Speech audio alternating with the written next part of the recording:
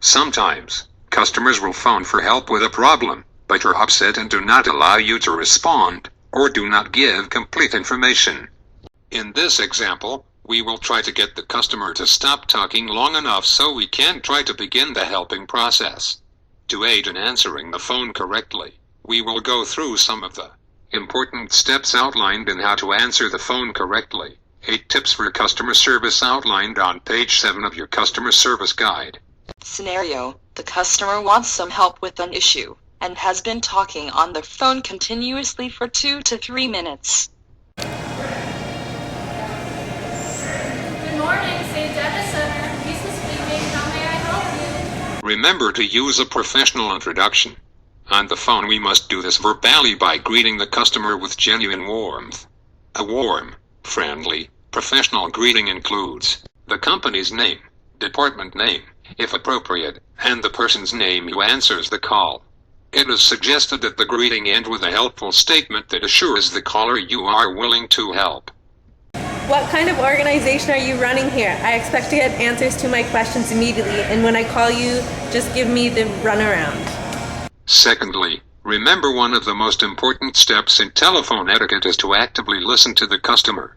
Listen for both the content as well as the intent. Usually the customer gives both in his or her opening statement.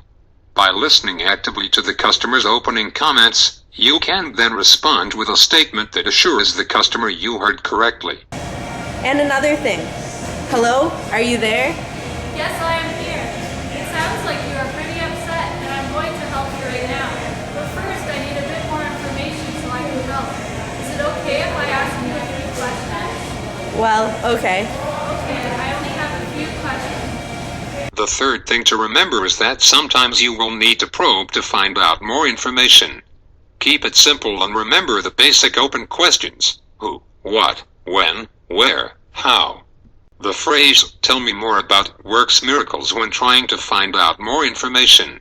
If a customer is unwilling to wait any longer, then you should offer to return the call at a time that is most convenient for the customer. You cannot help someone unless you get the information you need, and you cannot get that information if a customer is continuously rambling on.